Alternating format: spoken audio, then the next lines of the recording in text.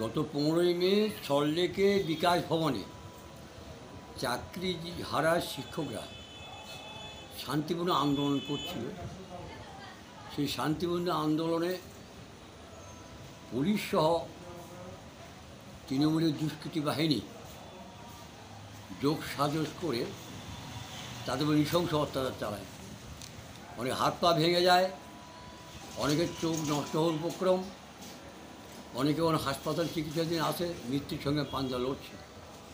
এরই প্রতিবাদে আমাদের কৃষক সংগঠন, সারা ভারত কৃষক খেজুর সংগঠন, পশ্চিমবঙ্গ রাজ্য কমিটির পক্ষ থেকে আজকের এই দিনে, এই 20 তারিখ, আজকে সারা পশ্চিমবঙ্গের বিভিন্ন থানায় আমরা আমাদের এই সংগঠনের পক্ষ থেকে স্মারকলিপি প্রদান করি থানায়। এবং আমরা আমাদের স্মারকলিপিতে উল্লেখ করেছি to the chief minister, government of West Bengal, Nabanna, Howrah, through the IC concern PS.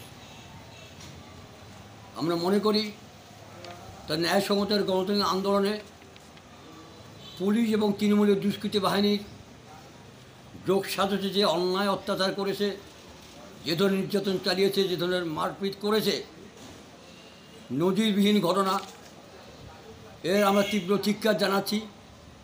এবং আগামী দিনে আমরা এই দাবিতে দীর্ঘস্থায়ী কৃষক আন্দোলন গড়ে তোলার লক্ষ্যে আমরা এগিয়ে যাচ্ছি।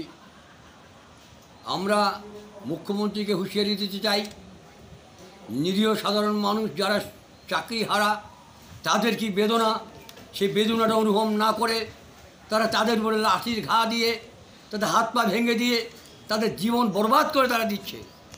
এরই প্রতিবাদে আমাদের এই কর্মসূচি।